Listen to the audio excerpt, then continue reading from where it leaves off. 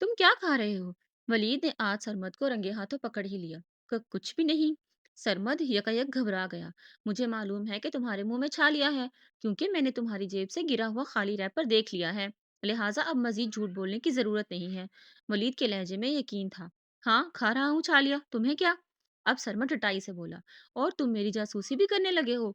मुझे कई दिन से तुम पे शक था कि तुम कुछ उल्टी सीधी चीजें खा रहे हो। लिहाजा इसकी तस्दीक के लिए तुम पे नजर रखनी पड़ी। वलीद ने सच्चाई से तवज्जो बयान की। अच्छा अच्छा, अब मजीद लेक्चर देने मत बैठ जाना। इस काम के लिए हमारे असातिज़ा ही काफी हैं। सरमद ने अक्खड़ लहजे में इसके आगे हाथ जोड़ दिए और स्कूल के गेट की जानिब बढ़ गया। वलीद और सरमद कई साल से अच्छे दोस्त और हम जमात थे। एक ही मोहल्ले में रहते भी थे। दोनों का ताल्लुक अच्छे पढ़े लिखे महजब घरानों से था। कुछ रोज से सरमद तफरी के वक्फे में वॉशरूम जाने के बहाने से अक्सर गायब रहने लगा था। ये सिलसिला जब कई दिन जारी रहा और वलीद को सरमद के मुंह से तेज और नागवार बू महसूस हुई, इसके दांतों का रंग भी बदला बदला लगा, तो इसे शक हुआ। फिर सरमद की जेब से गिरा हुआ रैपर देखकर इसे यकीन हो गया। वलीद इसी परेशानी के आलम में घर पहुंचा। इसकी समझ में नहीं आ रहा था कि सरमद जैसा दोस्त इस बुरी लत में कैसे मुब्तला हो गया। वलीद के लिए अब सबसे अहम फर्ज अपने दोस्त को इस जहर से छुटकारा दिलाना था। शाम को जब वलीद के अबू दफ्तर से घर आए तो इसे फिक्रमंद देखकर नरमी से पूछा, वलीद बेटा, आज आप बहुत खामोश हैं, क्या मसला है? वलीद ने हिचकिचाते हुए अब्बू से आज की सारी दास्तान कह डाली। सारी बात सुनकर अब्बू के चेहरे पर भी बेयकीनी और परेशानी के आसार नमूदार हो गए, क्योंकि वो सरमद को जाती तौर पर बहुत पसंद करते थे। वो अक्सर वलीद के साथ खेलने इनके घर आता था। उन्होंने वलीद को यकीन दिलाया कि जल्द ही सरमद को इस बुरी आदत से निजात दिलाने के लिए कुछ करेंगे।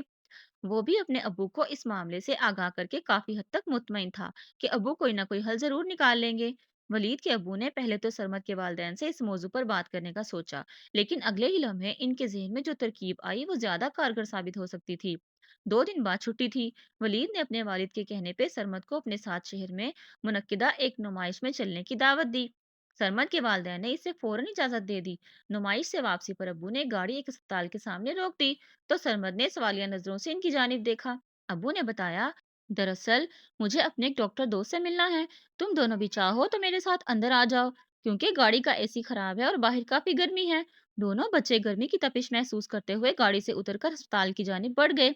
राहदारी में मौजूद एक आदमी को अब्बू ने डॉक्टर अहमद से मुलाकात का बताया, तो उसने इन तीनों को अंदर जाने दिया। अंदर दाखिल हुए तो उन्हें वहां मुख्तलिफ वार्ड्स नजर आए। कुछ दरवाजों को छोड़कर वलीद के अब्बू एक वार्ड में दाखिल हो गए। वार्ड के इस्तकबालिया पर ही इनकी मुलाकात डॉक्टर अहमद से हो गई। दोनों बच्चों ने इनको सलाम किया और अब्बू के साथ वहीं रखी कुर्सियों पर बैठ गए। अब्बू और डॉक्टर अंकल को बातों में मसरूफ देखकर वलीद उकता गया और सरमद से बोला, सरमद, यहाँ फजूल बैठने से बेहतर है कि जरा वार्ड का ही चक्कर लगा लें, क्या ख्याल है? सरमद भी इसकी बात को गनीमत जानकर उठ खड़ा हुआ। कुछ ही फासले पर दोनों जानिब बिस्तरों की कितारें थी, जिन पर मुख्तलिफ मरीज मौजूद थे। मरीजों की अक्सरियत नौजवानों की थी। कुछ तो तकलीफ से बुरी तरह करा रहे थे, कुछ के होंठ और गालों पर गहरे जख्म नजर आ रहे थे। इन मरीजों को मुख्तलिफ दवाएं देने के साथ साथ इंजेक्शन भी लगाए जा रहे थे, लेकिन इनकी तकलीफ कम होती नजर ना आई। मरीजों की ये हालत देखकर वलीद और सरमद के चेहरों पर खौफ और दुख के आसार वाजे थे।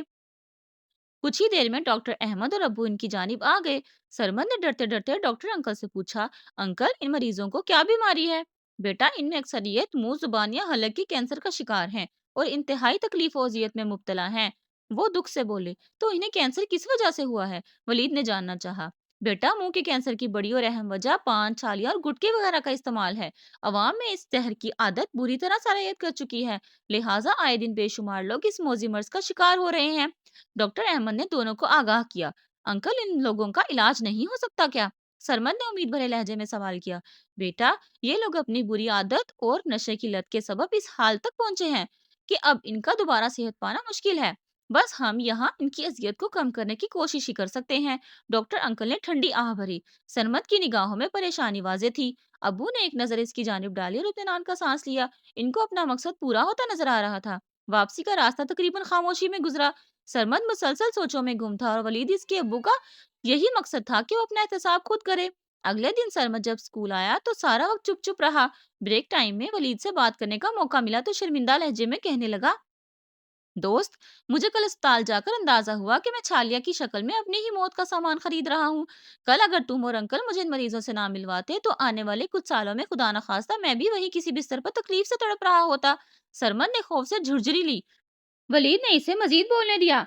میں کل وہاں سے واپس آنے کے بعد بے حد پچھتا رہا ہوں اور شرمندہ بھی ہوں کہ میں کس عادت کا شکار ہو چلا تھا۔ میں تمہارا اور انکل کا بہت شکر گزار ہوں کہ تم لوگوں نے مجھے اور میرے والدین کو کتنی بڑی اذیت سے بچا لیا۔ سرمد روحان سا ہو کر ولید کے گلے لگ گیا۔ ولید نے اسے محبت سے تھپکی دی تو وہ ہچکچاتے ہوئے بولا، محلے کے جس لڑکے نے مجھے چھالیا کا عادی بنایا تھا، کیا یہ ممکن ہے کہ ہم اسے بھی کسی دن اس وارڈ کا دورہ کروا سکیں؟ ولید نے اس کے سوال پر مسکراتے ہوئے اس بات میں سر ہلا دیا۔